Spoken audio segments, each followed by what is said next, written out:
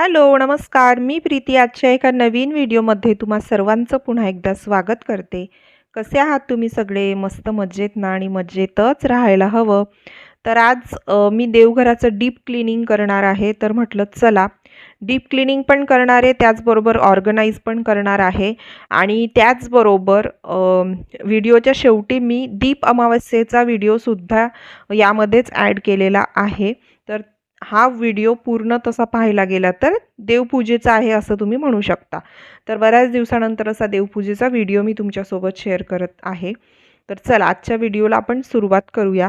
तर आता श्रावण महिन्याची सुरुवात होणार आहे आणि त्याआधी आपल्या सर्वांच्याच घरामध्ये साफसफाई मिशन चालूच असेल नाही का? सगळे घर एकदम क्लीन करायला लागलेले असतील. माझंही सेम तसंच झालं. बाकीच्या बेडरूम्स वगैरे आहेत, हॉल आहे, सगळं माझं क्लीन झालं. हळूहळू करते थोडा थोडा कप्पा म्हणजे एक एक सेक्शन करून ते क्लीन झालं. पण देवघर माझं बाकी होतं आणि मी हे सर्वात शेवटचं काम ठेवलेलं होतं. तर झालं असं की खूप आम्हाला ना सुतक झालेलं होतं, त्यामुळे खूप दिवस देवपूजा वगैरे झालीच नाही. म्हणजे 13 दिवस तर देवपूजा आपण करत नाही. तर देवघर माझं बंद होतं आणि त्याच्यानंतर सुतक फिटलं. मग त्या दिवशी मी फक्त जसे आपण पूजा करतो रोजचीच देवघर थोडंसं क्लीन करून म्हणजे ते कापड वगैरे चेंज करून तर ते मी करून घेतलेलं होतं. पण मला ना देवघराचं पूर्ण म्हणजे हे जे आहे जाळ्या वगैरे हे सगळंच मला साफ करायचं होतं. पण त्या दिवशी मला वेळ नव्हता. मग म्हटलं की हे काम एखाद्या दिवशी ज्या दिवशी मला खूप वेळ असणार आहे त्या दिवशी मी करणार. कारण आपल्याला जितकं हे सोपं वाटतं ना तितकं सोपं नसतं. आपल्याला असं वाटतं की अरे छोटंसं देवघर आहे, साफ केलं काय लगेच अर्ध्या तासात होईल. पण नाही, कमीत कमी 1 तास आपल्याला यामध्ये लागतो. आणि देवघराची क्लिनिंग, ऑर्गनायझेशन आणि त्याच्यानंतर मग देवपूजा करता करता मला 1.5 तास तरी या पूर्ण प्रोसेसला लागला होता. तर म्हटलं की आज म्हणजे माझ्याकडे खूप वेळ होता, तर म्हटलं आज सर्वात पहिले हे काम करावं. तर सकाळी सकाळीच मी लागली होती देवघराची क्लिनिंग करायला. तर सर्वात आधी जे काही देवघरामध्ये देव वगैरे होते ते सगळं मी काढून घेतलं. आता या देवघराच्या बाबतीत सांगते. तर हे देवघर मला हवं होतं तसं मी बनवून घेतलेलं आहे. यावरती ना मी एक डिटेल व्हिडिओ शेअर केलेला होता की माझं देवघर मी कसं बनवलं, त्याला किती खर्च आला, लांबी रुंदी. कारण सुरुवातीला जेव्हा जेव्हा म्हणजे या घरामध्ये मी जेव्हा शिफ्ट झाले त्यावेळेला जेव्हा जेव्हा हे देवघराचे देवपूजेचे व्हिडिओ मी शेअर करायची त्यावेळेला मला कमेंट्स यायचा की तुमचं देवघर एकदा दाखवा. मग कधी मला विचारलं जायचं लांबी किती आहे, रुंदी किती आहे, कधी विचारलं जायचं की याची म्हणजे खर्च किती आलेला आहे तुम्हाला, असे बरेचसे प्रश्न मला विचारले जायचे. म्हणून मग मी यावरती ना एक डिटेल व्हिडिओ केलेला होता. 1 की 2 व्हिडिओ मी याच्यावरती डिटेल केलेले, कारण एक व्हिडिओ शेअर केला त्याच्यानंतरही बरेचसे जे राहून गेलं असेल ना त्याच्याबद्दल प्रश्न विचारण्यात येत होते. म्हणून 2 व्हिडिओ मी ऑलरेडी शेअर केलेले आहे. तुम्ही पाहिले नसतील तर त्या दोन्ही व्हिडिओंची लिंक मी डिस्क्रिप्शन बॉक्समध्ये नक्की देईल. तुम्हालाही असं देवघर बनवून घ्यायचं असेल तर तुम्ही नक्कीच म्हणजे तुम्हाला थोडी मदत होईल. म्हणजे माहिती असली तर आपल्याला त्या गोष्टी कळतात बनवायचं की नाही, किंवा खर्च म्हणजे एक आपण विचार करतो मग आपल्याकडे माहिती असली तर, म्हणून म्हणते तर हे देवघर मला जसं हवं होतं ना तसंच मी हे बनवून घेतलेलं, डिझाईन्स वगैरे सगळं. आणि या देवघराला खर्च पण मला आता आठवत नाही आहे, पण 15,000 रुपये, 15,000-20,000 रुपये आला असेल. आता मी ना एक्झॅक्टली आकडा पण तुम्हाला सांगत नाही, कारण काय होतं एक्झॅक्ट आकडा सांगितला ना की तुम्ही जज करायला लागता, अरे एवढा खर्च कसा लागला. हे बघा, या देवघराला ना मी एकतर डिझाईन्स करून घेतली आहे, जे MDFच्या शीट्स येतात त्याच्यावरती डिझाईन करून घेतली. त्यानंतर पी यू कोटिंग जर तुम्हाला माहिती असेल तर त्याचा खर्च खूप येतो. हे जे व्हाईट तुम्हाला दिसतं ना हे पीयूचं कोटिंग आहे. तर याच्यामध्ये भरपूर प्रकार येतात, पण मला तेच हवं होतं तर मी तेच करून घेतलं आणि त्याला जास्त खर्च लागतो. तर देवघर आणि देवघराच्या वरती जी जाळी दिसत आहे तुम्हाला ती असं सगळं करण्यामध्ये आणि ते सगळं धरून फर्निचर, ड्रॉवर्स, त्याला हे जे तुम्हाला दरवाजे दिसत आहे, दरवाजांना जे लॉक लागतात ना स्लायडरसाठी, ते सगळं मी एकदम चांगल्या क्वालिटीचं यूज केलेलं आहे. त्याच्यामुळे त्याचं कॉस्टसुद्धा खूप जास्त आहे. त्याच्यामुळे मी देवघराला ना म्हणजे खर्च लागलेला आहे माझ्या तुमच्याकडे. आणि कसं असतं मी नेहमीच सांगते की तुम्ही कुठे राहत आहात म्हणजे लोकेशननुसार प्रत्येक गोष्टीची कॉस्ट असते असं मी म्हणेल. की तुम्ही कुठे राहत आहात, कुठल्या सिटीमध्ये आहात, कुठे फर्निचर म्हणजे प्लायवूड स्वस्त असतं, कुठले मजदुरी स्वस्त असते, तर हा फरक पडतो ना. मला जितका लागला तितका मी सांगितला, तुम्हाला त्यापेक्षा कमी लागला तर चांगलीच गोष्ट आहे नाही का. तर इथे बघा हे मंदिर आहे ना, एकतर मी पांढरं करून घेतलेलं आहे कारण मला पांढऱ्याच मंदिर हवं होतं. तर इतकं सुंदर दिसतं ते आणि त्यामध्ये मी ज्या प्रोफाईल लाईट्स आहेत त्यासुद्धा लावून घेतलेल्या आहेत. तर त्याच्यानंतर ना हे फक्त एक गोष्ट या मंदिरासाठी करायची आहे, की अधूनमधून ना याला क्लीन करावं लागतं. एवढं तुम्हाला ते मेंटेन ठेवावं लागतं आणि इथे माझी एकच चूक झाली.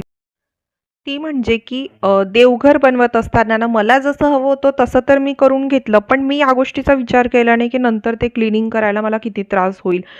फॉर एक्झाम्पल मला पांढरंच हवं होतं, मी तसंच बनवायचं होतं. पण या डिझाइन सिलेक्ट करताना ना माझ्याकडून एक चूक झाली, की अशा कॉम्प्लिकेटेड जसं तुम्ही आता व्हिडिओमध्ये बघत आहात, की हे छोट्या-छोट्या डिझाइनचे सर्कल्स आहेत ना, ते क्लीन करायला खूप म्हणजे वेळ लागतो आणि सतत करावं लागतं. म्हणजे महिन्यातून एकदा मी ह्या देवघराची क्लीनिंग करत असते. ते नाही केलं ना तर देवघरामध्ये आपण रोज धूप-दीप लावत असतो. तर त्याच्यामुळे किंवा धूळही बऱ्याच वेळेला उडते ना, तर त्याच्यामुळे त्याचे चिकट असं होऊन जातं आणि ते लवकर निघत नाही. म्हणून वारंवार तुम्हाला हे देवघर ना क्लीन करावं लागतं. तर मी तरी तुम्हाला सजेस्ट करेल, की असं देवघर तुम्हालाही आवडत असेल आणि तुमचा बनवण्याचा विचार असेल ना, तर फक्त एक करा, की अगदी साध्या डिझाईन्स ठेवा. म्हणजे मला ओम हे मला पाहिजेच होतं, मला श्री पाहिजे होतं, मला मोर पीस जे दिसतात तुम्हाला दरवाज्यांवरती ते मला हवे होते. शुभ लाभ म्हणजे आपले जे शुभचिन्ह असतात ना, ते सगळे मला देवघरावरती पाहिजे होते आणि तो विचार करून मी ह्या डिझाईन सिलेक्ट केलेल्या होत्या. पण आता खरंच सांगते क्लीनिंग करताना खूप त्रास होतो. तर तुमच्याने जर ते मेंटेन होणारं नसेल ना, तर खरंच सांगते अशा डिझाईन्स तुम्ही करू नका. अगदी सिंपल आणि मोजक्याच डिझाईन्स देवघरावरती ठेवा म्हणजे ते पटकन क्लीन होतं. तर आणि व्हाईट देवघरासाठी क्लीन करण्यासाठी असं एखादी प्रोडक्ट असेल ना, की झटपट त्याच्याने क्लीन होईल, तर प्लीज मला सजेस्ट करा. ते कपडे बघा व्हाईट कपडे क्लीन करण्यासाठी आपण आला वापरतो तेही असतं, पण ते या लाकडावरती म्हणजे नाही का क्लीन करताना काही खराब व्हायला नको असं मला भीती वाटते म्हणून मी ते करत नाही आहे. आपलं विम बार जेल असतं ना त्याच्यानेच मी हे सगळं क्लीन केलं. आधी सॉफ्ट जे स्क्रॅपर असतं सॉरी स्क्रबर असतं त्याच्याने मी क्लीन केलं. मग फडक्याने पुसलं आणि नंतर एका परत छान स्वच्छ कापडाने मी ते पुसून घेतलं. देवघर माझं सगळं स्वच्छ झालं. बाजूला असलेली तोरण वगैरे तीही मी स्वच्छ केली. आता इथे मी एक पाटी लावून घेतलेली आहे. बऱ्याच वेळेला अगदी छोटी-मोठी पूजा आपल्याला ठेवायची असते त्यासाठी किंवा मग नैवेद्य दाखवायचा असतो त्यासाठी आणि खाली एक असा छोटासा ड्रॉवर करून घेतला. बघा देवघर करताना पण काही गोष्टी ना आधीच ठरवलेल्या होत्या मी, की मला देवघर खाली म्हणजे मला बसून पूजा करता यावी याच हाईटचं मला देवघर हवं होतं. कारण माझं असं होतं, की बराच वेळ देवपूजा चालते, बऱ्याच वेळ आपल्याला पूजे मांडणी करायची असते, तर तिथल्या तिथे ते सोपं पडतं. किंवा मग पारायण वगैरे करतो, तर बऱ्याच वेळ आपण इतक्या वेळ उभं राहून देवपूजा नाही करू शकत आणि आता आपल्याला काही त्रास नाही आहे, आपण उभं राहतो, पण पुढे काय? म्हणून माझं असं होतं, की थोडं देवघर आपण बसल्यानंतर आपल्यापेक्षा थोडं उंचावर असावं एवढाच मी विचार केला. तर त्यानुसार मी हे देवघर बनवून घेतलं आणि त्यामुळे इथे एकच छोटासा ड्रॉवर तयार झालेला होता. बाकीचं सगळं देवघराचं जे साहित्य आहे मी ते दुसऱ्या कपाटामध्ये ठेवते. मी ते कपाटसुद्धा त्याचसाठी बनवून घेतलं होतं. देवघर स्वच्छ झालं त्यानंतर हा ड्रॉवर तर इतका मेसी झालेला होता, मी खूप दिवसांपासून तो पाहिलाच नव्हता.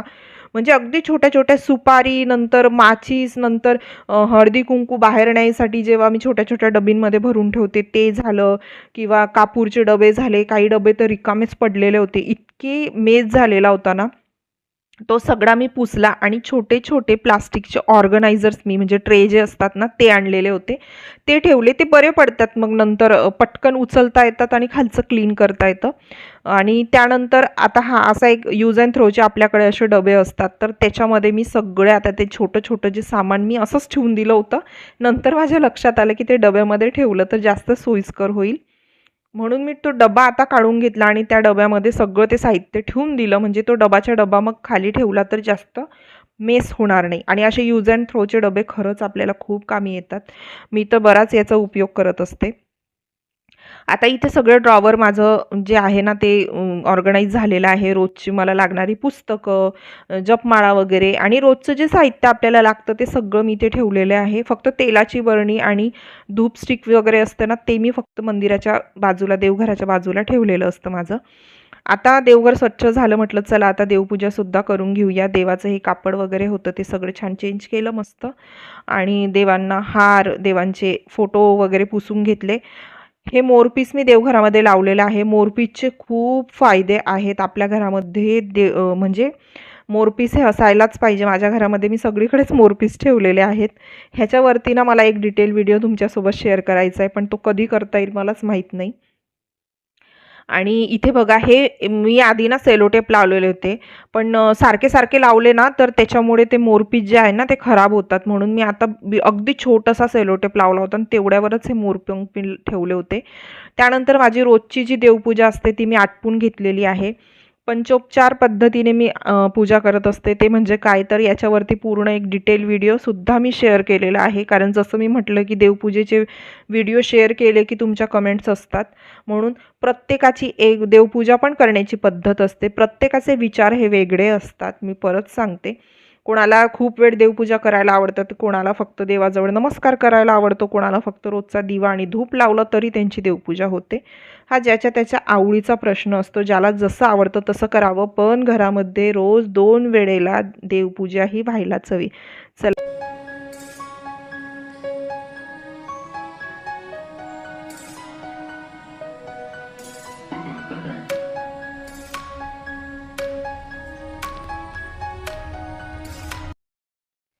आणि आता हा दिवस होता अमावस्येचा, म्हणजे दीप अमावस्या आपण ज्याला म्हणतो, त्या दिवशीचा हा व्हिडिओ आहे. मी छोट्याशा क्लिप्स शूट करून ठेवल्या होत्या, जेणेकरून मला त्या या व्हिडिओमध्ये ॲड करता येतील. म्हणजे तुमच्यासोबत हे सगळं मला शेअर करायचं होतं. तर आता तुम्ही ज्या माझ्या मैत्रिणी आहेत, जो हा व्हिडिओ बघत आहात, तर तुम्ही सर्वांनी सुद्धा हे केलंच असेल. या दिवसाचं खूप महत्त्व असतं आणि आपल्याला ते करायलाही पाहिजे. मी खूप वर्षांपासून करते असं नाही म्हणणार. म्हणजे गेले 5-6 वर्षांपासून मी करते. तर आज सगळे दिवे जितके होते ना, ते सगळे म्हणजे जे कामाचे आहेत, जे मी नेहमी पूजेमध्ये वगैरे ठेवते, तेवढे मी सगळे काढून घेतले, स्वच्छ केले आणि संध्याकाळच्या वेळेला मी ही पूजा करते. सकाळी तर काही शक्य होत नाही आणि बरेचसे आता सोशल मीडियावरती व्हिडिओ येत राहतात की हे मुहूर्त आहे, या टायमिंगमध्ये केला पाहिजे. तर म्हटलं चला संध्याकाळी करू आणि संध्याकाळच्या वेळेला ही पूजा केली तर खरंच खूप प्रसन्न वाटतं. कारण जेव्हा आपण हे दिवे वगैरे सगळे लावतो ना, तर ते इतकं छान प्रज्वलित होतं सगळं की खूप मस्त वाटतं. म्हणून मी संध्याकाळी ही पूजा करते आहे. कणकेचे दिवे वगैरे सगळे मी रेडी केलेले होते आणि त्यानंतर ही पूजा मी करून घेतलेली होती. तर माझी ही छोटीशी पूजा बघा आणि तुम्हाला कशी वाटते मला कमेंट करून नक्कीच सांगा. त्याचबरोबर आजचा हा व्हिडिओ तुम्हाला आवडला तर प्लीज आजच्या व्हिडिओला एक लाईक करा, शेअर करा, कमेंट करायला विसरू नका. चॅनलला सबस्क्राईब केले नसेल तर सबस्क्राईब करा. लवकर भेटूया एका छानशा नवीन व्हिडिओमध्ये. तोपर्यंत सर्वांना टेक केअर अँड बाय.